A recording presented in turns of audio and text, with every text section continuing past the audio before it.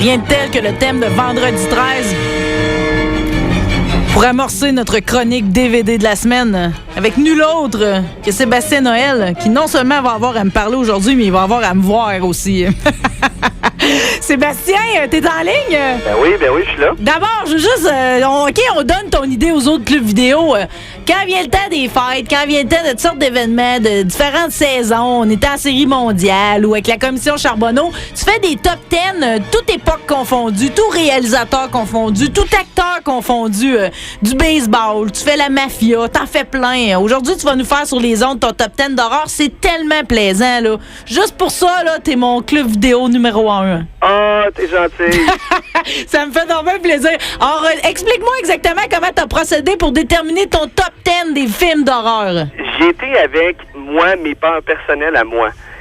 Donc, moi, je suis quelqu'un qui est devenu un petit peu plus rationnel avec le temps et je vais t'avouer que dans mon top 10, tu retrouveras pas de Vendredi 13, c'est surprenant, hein, mais t'auras pas de Vendredi 13, t'auras pas d'Halloween, t'auras pas de Freddy. Mais qui reste quand même des mentions honorables, on s'entend. OK. Je vais-tu avoir des vieux films des années 50, 60 en noir et blanc où, à cette époque-là, les films d'horreur, c'était bien d'autres choses que ce qu'on retrouve aujourd'hui? Ouais, non, t'en auras pas. Ben, regarde, pour te faire une statistique, là, j'ai 5 films dans les années 70, 3 dans les années 80 et 2 dans les années 2000. Bon, toi, ça veut dire, là, parce que je me suis comme fait une espèce de chronologie des films d'horreur. Non, mais tu ris de moi, hein, mais tu sais... Non, c'est parce que je sais que depuis une semaine, t'essaies de savoir c'est quoi les films qui vont être dans mon top 10. Ouais, parce que hier... T'essaies de me cerner un peu, là. J'ai même été sneaké hier, voir s'il était accroché ton top 10 pour essayer de le savoir d'avance. Parce que, regarde, on va se faire l'ordre des choses, OK? Les films d'horreur, dans le fond, c'est arrivé... La fiancée de Frankenstein, je sais pas si c'est le premier, en 1935, mais tu sais, c'était une époque où, au début, c'était quoi? Soit Frankenstein, ou les loups-garous, ou c'était les vampires, ou tu sais, c'était vraiment des êtres mythologiques, ou tu sais, des bestioles spéciales. Puis c'était des films en noir et blanc, puis c'était mystérieux, mais c'était pas vraiment épeurant. On n'avait pas commencé à voir des tripes, puis à voir l'intérieur, puis du sang en masse. T'sais, tout ça, c'est arrivé avec les années 70, tu sais, la massacre de la tronçonneuse, etc. Fait que toi, dans le fond, pour toi, film d'horreur, c'est ce qu'on a commencé à bâtir à partir des années 70.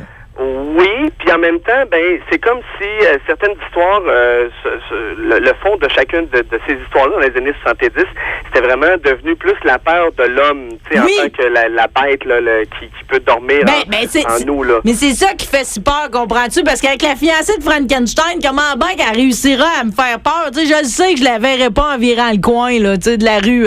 Tandis qu'avec même l'attaque des tomates tueuses, tu sais, on sait jamais ce qui peut arriver. Ouais, c'est ça. Puis le surnaturel, en quelque sorte, ben il y en a des films surnaturels qui se retrouvent dans mon top 10. OK, good!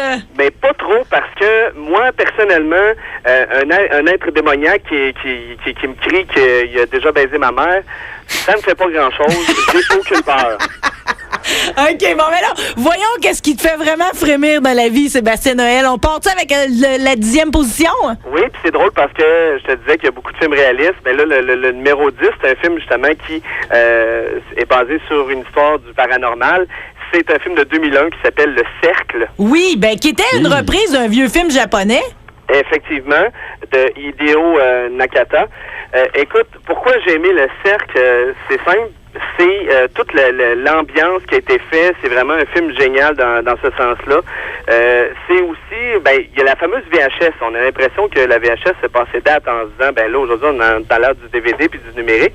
Et pourtant, pour avoir jasé avec des jeunes, entre autres cette semaine, qui l'ont loué plusieurs fois, qui a été loué plusieurs fois, ce film-là, puis je me disais, ben, est-ce que c'est des gens de mon âge? Non, c'est une nouvelle clientèle qui, eux, ont presque pas connu le VHS. Alors pour eux, c'est comme si c'était un petit peu mystérieux, ça, le fait qu'un film sur vidéocassette, lorsque tu le regardes, ben, il y a un esprit qui t'annonce que 7 jours plus tard, tu vas mourir. Il y a une peur supplémentaire parce qu'on connaît pas la technologie. Je suis en train d'apprécier que tu es en train de faire payer des films en même temps que tu nous parles. On fait de la radio live. C'est merveilleux. Alors, Le Cercle, très bonne suggestion. On tombe en 9e position. En 9e position, c'est un film de 1979 qui a eu plusieurs autres suites dans les années qui ont suivi. Mais c'est un film, je trouve, qui est majeur parce que il a donné naissance à une brochette de films dans ce genre-là. C'est l'ancêtre aussi de Blair Witch Project. C'est aussi l'ancêtre de plusieurs émissions choc présentées au Canal D. C'est le fameux film Face à la mort, ou Face of the Dead, qui a été fait en 1979. Oui. Je sais pas si vous vous rappelez, c'est un professeur qui jouait le rôle d'un genre de docteur qui, lui, faisait il nous racontait plusieurs façons de mourir dans notre société. Et il y avait ça commençait entre autres avec un prisonnier qui se faisait griller sa chaise électrique, ben oui. Ouais, puis qu'on voyait le jus sortir des yeux parce qu'il avait raté. Toi là, tu dois le savoir. OK, moi je l'ai vu jeune, adolescente, tout le temps quelqu'un pour arriver avec ça, ou ben tu sais le Jason Cat là. Ouais. Est-ce qu'il y avait des vidéos là-dedans? C'était-tu tout du cinéma, ou bien si là-dedans, il y avait vraiment une portion de réel dans les Faces à la mort? Oui, j'ai fait une recherche, puis d'ailleurs, on a réédité, c'est l'année passée, je pense, en Blu-ray pour la première fois, et il y avait un bonus qui était rattaché à ça, où justement, on expliquait les sketchs ou les moments qui étaient vrais, puis les moments qui ont été refaits. Entre autres, heureusement, moi, c'était une des scènes qui m'avait le plus choqué puis qui m'avait fait le plus peur, en quelque sorte.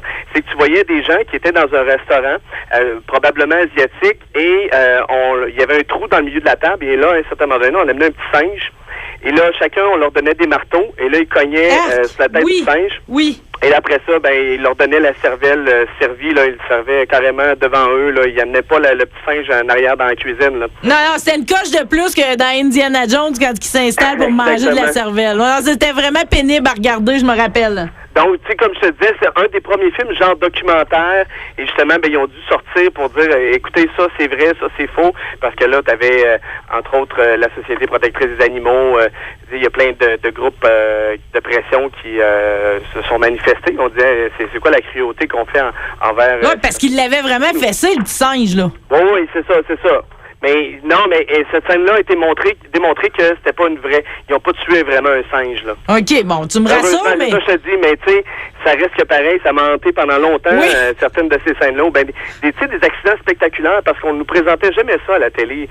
Tu sais, c'était un peu caché. Maintenant, c'est quasiment rendu le contraire. On est plus qu'on est sensationnaliste, mieux c'est. Mais de voir des gens mourir... C'est parce qu'on se désensibilise, tu sais. Ouais, c'est ça. Là, de voir des gens mourir cruellement, ça venait me chercher là au plus profond de moi, mais écoutez, ça reste quand même très intéressant à regarder, surtout que là, on l'a remis en Blu-ray, puis dans le temps, ma copie que j'avais chez moi, elle était en bêta. Donc, l'image était plus ou moins assez granuleuse, puis plus ou moins précise, mais là, maintenant, en Blu-ray, on a fait une super belle job. Oh, mais jette pas ça ta cassette bêta, là. Mets ça sur eBay, on va voir comment ça vaut, hein. Ah oui, c'est vrai, non, mais tu ris, mais il y en a qui se vendent 125, 150 des lecteurs bêta, là, pour ceux qui ont encore ça dans leur sous-sol, là, vous pouvez vendre ça 900 000 $ encore, parce que certaines personnes aimeraient ça relire leur cassette, tu sais. Oui. Bon, là, je suis déjà on dirait que je suis en train de poignasser ma chaise. J'ai déjà peur, pourtant, on n'est même pas rendu à la position numéro 8. Numéro 8, c'est un film de 2002. Qui, à premier abord, n'a rien de super original parce que c'est un film dont on a vu plusieurs fois, puis on continue à en faire un peu de ce genre-là, et dont l'excellente série télé Walking Dead s'est probablement inspiré en quelque sorte. C'est le film 28 jours plus tard. Oui. De Danny Boyle. Oui. Très efficace. Oui, et le style, ça a marqué ça dans l'espace-temps. Hein? On dirait que, tu sais, après ça, les films ont pu être faits de la même manière. La fameuse vision, entre autres, quand ça commence, où on voit Londres complètement déserte. Je comprends même pas encore aujourd'hui comment on a réussi à filmer ça. Tu sais qu'ils ont vraiment fermé la ville de bonne heure le matin, là, vers 4-5 heures du matin. Ils ont fermé la ville. Donc, Big Ben, là, l'horloge Big Ben, là, c'est pas un trucage, pas un montage qu'ils ont fait numériquement après, là. Ils ont vraiment été tournés dans le centre-ville de Londres pour faire ces images-là. Et je pense que c'est niaiseux, là, mais ça donne un cachet au film, ça donne un cachet de réalisme. Et en même temps, c'est un peu différent, dans le sens que c'était pas des zombies nécessairement, c'était des gens qui avaient été infectés. Donc, ça vient encore plus te chercher parce que du jour au lendemain, des gens qui deviendraient infectés, c'est plus probable que des zombies. Puis ce qui était dérangeant aussi, c'était que c'était pas juste les zombies. Finalement, la grande morale de ce film-là, c'est que l'être humain est capable de pire qu'un zombie quasiment, là. Exactement. On le voit aussi un peu plus tard dans le film. C'est que l'être humain, au lieu de se mettre en groupe puis d'essayer de survivre, il y en a toujours des gens qui essayent de prendre le lead, puis là, ça fait des chicanes, puis leur idée est meilleure que la l'autre. Donc, quelque part, un petit clin d'œil peut-être au niveau de la psychologie à Apocalypse Now où le monde tombe dans folie laissé à eux-mêmes. Ah oui, c'est bon ça, j'aime ça. Oui, c'est vrai. Ouais, mais aussi début de toute la suite de films apocalyptiques qu'on a eu où on en vient au cannibalisme. Là, t'sais. Oui, c'est vrai. On tombe en position numéro 7. C'est un film de 1972. Et ça, ben, c'est pas un film que vous allez retrouver facilement dans les autres top 10 de bien des gens. Mais pourtant, moi, ce film-là m'a vraiment frappé. C'est un film qui s'appelle Délivrance. Est-ce que tu connais? On dirait que ça me dit quelque chose. Raconte-moi l'histoire. C'est un film avec John Voight, Burt Reynolds et Ned Beatty. Oui. C'est les 4 gars, 4 hommes d'affaires qui décident d'aller une fin de semaine. De se payer un trip sur la rivière. C'est ça, dans une rivière qui bientôt va servir. Ils vont, je me rappelle pas s'ils passent une route ou quelque chose du genre. Ils vont inonder l'endroit. C'est ça qui va se passer. C'est pour ça qu'on va perdre la rivière, on va perdre le village, on va tout perdre. Ouais, c'est ça. OK, là, ça me revient. Et là, eux, ils décident d'aller faire une escalade de canot. Puis c'est la forêt sauvage, là. Il n'y a pas de village ou de ville là, très proche. Non, c'est pas les rapides le plus épeurant de la place, finalement. C'est ça, sauf que, justement, ils vont tomber sur une gang, je vais faire ça vite, là, mais une gang de consanguins, des habitants vraiment reclués, qui se sont reproduits entre eux et tout ça, là, et qui sont un peu désaxés. Donc, ils vont tomber là-dessus, mais il y a une scène qui est vraiment, personnellement, une des scènes les plus choquantes du cinéma, où tu vois justement un des 4 gars qui se fait mettre tout nu et qui doit faire des trucs sexuels avec un cochon. Oui. Et après ça, ben, vous imaginez, là, il y a d'autres affaires, c'est vraiment dégueulasse. C'est un peu comme la scène des Irréversibles, là. Oui. C'est comme, à un moment donné, là, t'es comme, je suis plus capable d'en voir, mais écoute, ça fait partie du film, ça fait partie de l'horreur, tu sais, quand on parlait tantôt, là, la bête primitive de l'homme, là, oui, le monstre qu'il peut avoir dans chacun des hommes. C'est ça, puis Burt Reynolds offre une prestation là-dedans, là, hors de l'ordinaire, un vrai rôle de composition. Oui, il joue un archer, là. Ben, il y a j'ai vu qu'il y a une flèche avec des arcs, là, je sais pas pourquoi, on dirait qu'ils ont comme voulu donner un petit côté aventure, là. Et ce film-là a quand même gagné, sauf erreur, le score du meilleur film en 1900... en fait, non, a été nominé pour meilleur film en 1973. Oui, ben, écoute, dans son ensemble, c'est super bien dirigé, là. C'est John Boram, je me rappelle bien, qui est un réalisateur chevronné aussi, qui a donné, entre autres, Excalibur de mémoire. Et c'est un film qui a fait beaucoup choquer aussi l'Amérique lors de sa sortie. Faut rappeler que ce film-là a coûté juste 2 millions à faire, puis il en a rapporté plus de 50 millions. Et sur l'édition spéciale du 40e anniversaire qui est sortie cette année, il y a le témoignage de Ned Beatty, qui est l'acteur qui a fait la scène, la fameuse scène du cochon, qui raconte toute l'ambiance, toute la façon dont il a fait pour vraiment faire cette scène-là qui est vraiment pas trouvé évident du tout à faire. Non, et la finale est à voir là. C'est tellement intéressant, toutes nos affaires. Je sais même plus à quelle position on est rendu. On est rendu à la position 6. Oui. Écoute, c'est un classique. C'est Jaws, numéro 6. Oh, t'es donc ben cute! C'est 1975. Lui, c'est sûr qu'il est pas mal dans le top 10 de pas mal des gens, là, d'après moi. C'est pas mal la majorité, là. Un incontournable, un intemporel, de tout temps, un des meilleurs films jamais faits. OK. Le Jaws, c'est simplement pour la peur du requin. S'il n'y avait pas eu de Jaws, je ne sais pas à quel point on aurait pris conscience à quel point le fameux requin était peurant et méchant pour l'homme, en quelque sorte. C'est toute l'ambiance, la musique, le fait qu'on ne voit pas nécessairement le requin tout de suite.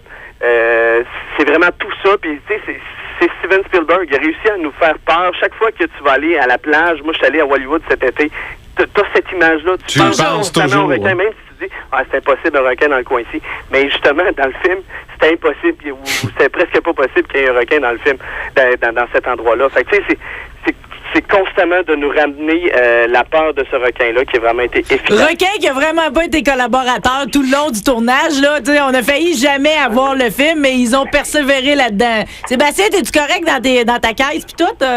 Oui, je suis correct. Prends ton temps, moi j'adore ça. T'entends de travailler en même temps. On va être rendu à la position numéro 5. Ça aussi, c'est un film qui m'a vraiment saisi lorsque j'ai vu ça très jeune. Et probablement que, tu me disais tantôt, quand on parlait de Face à la mort, ça devait être dans le même gang de chums là, qui devait te ramener ce film-là aussi. C'est le fameux Cannibal Holocaust numéro 5 Bark. de 1979. Ah, ça me fait faire des cauchemars. Hein. C'est le film le plus censuré de toute l'histoire du cinéma. C'est le film le plus banni il a été banni dans une 60aine de pays. Et encore aujourd'hui, il y a des pays pour qui ce film-là n'a pas le droit d'être distribué. C'est un film qui a été tourné en Amazonie. C'est 4 reporters qui avaient été là-bas pour faire un documentaire sur une tribu qui était supposément disparue, qu'on voulait retrouver, tout ça. Et la tribu, vous devenez, c'est une tribu cannibale. Et ils ont disparu. Donc, le film, le film commence justement quand il y a des spécialistes qui ont retrouvé les bobines et qui regardent le film qui leur est présenté, le film des reportages des 4. Je t'en veux quasiment de m'avoir ramené ça dans la tête aujourd'hui. Ah, je suis désolé, mais écoute, on s'entend que, tu sais, tantôt je te parlais de Face à la mort, qui était l'ancêtre du Blair Witch Project, mais Cannibal Holocaust aussi, là, puis... Ah non, Cannibal Holocaust, les cannibales, là, c'est pas le groupe Les Bougalous, là, c'est pas mal moins tendre que ça. Hein. Non, c'est ça, puis d'ailleurs, ça ressemble un peu à l'histoire qu'a vécu lui qui fait des effets spéciaux, là, qui est en cours présentement, là, le Montréalais, là. Oui!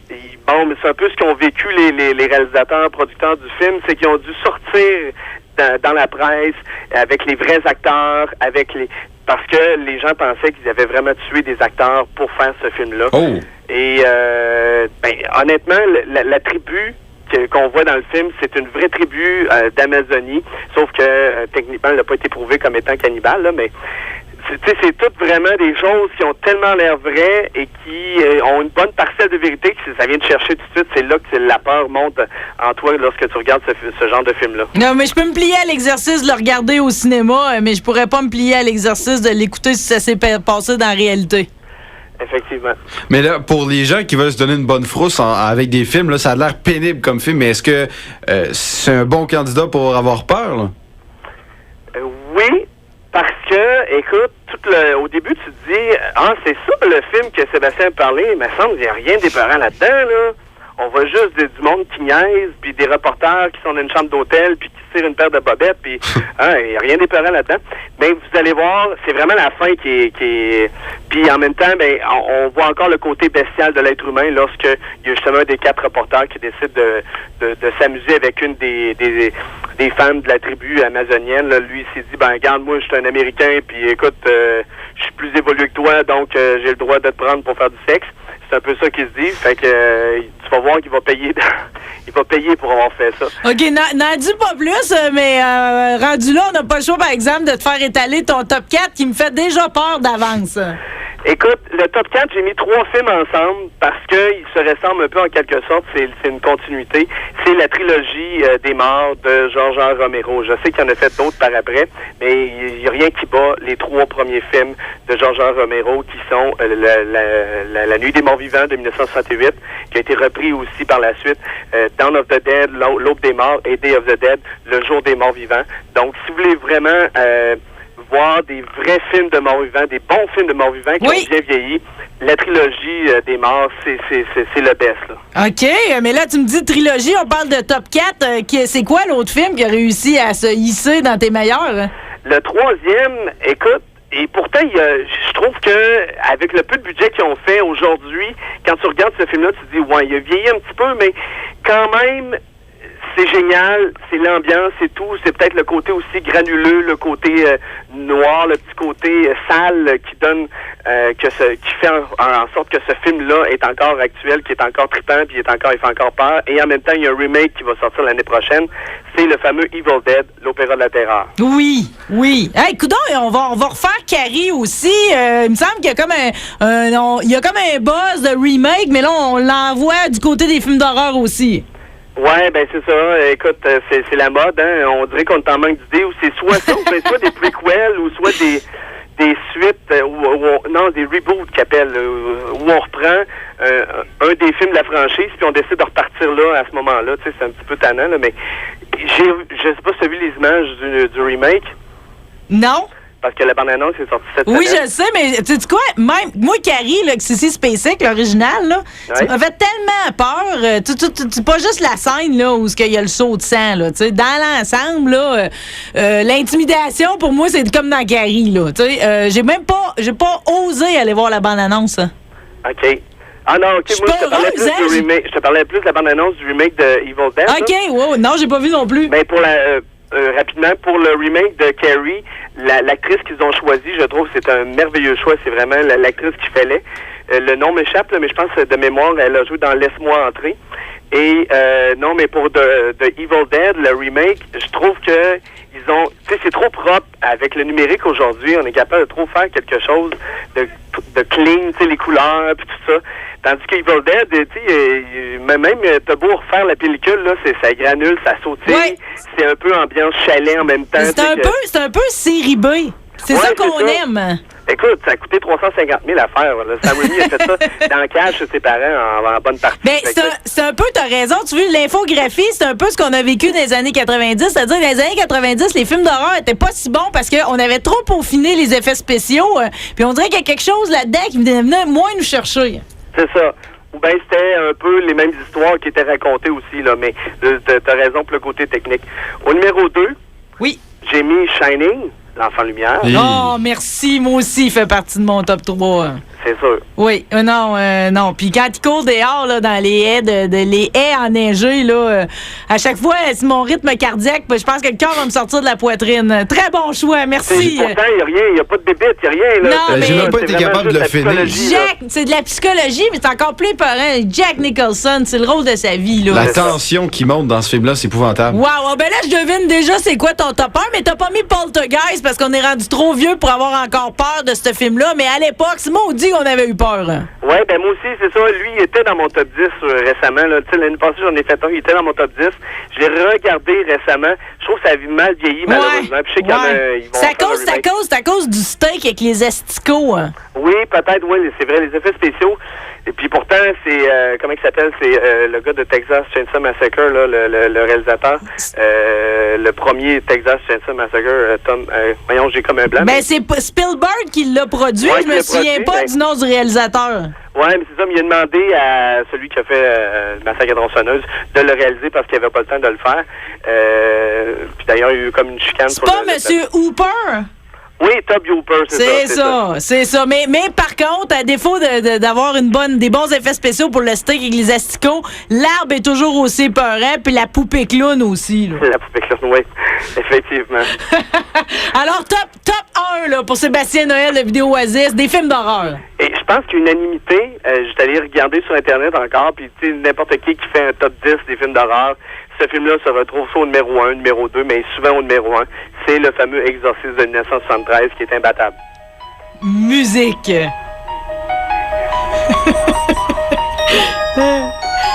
Hey, dis-moi, Sébastien, est-ce que tu te souviens quelle est la profession de la mère de Régine? Aucune idée. Non, j'ai entendu la question cette semaine. Elle est comédienne. Dans les détails inutiles par rapport à Exorciste, c'est pas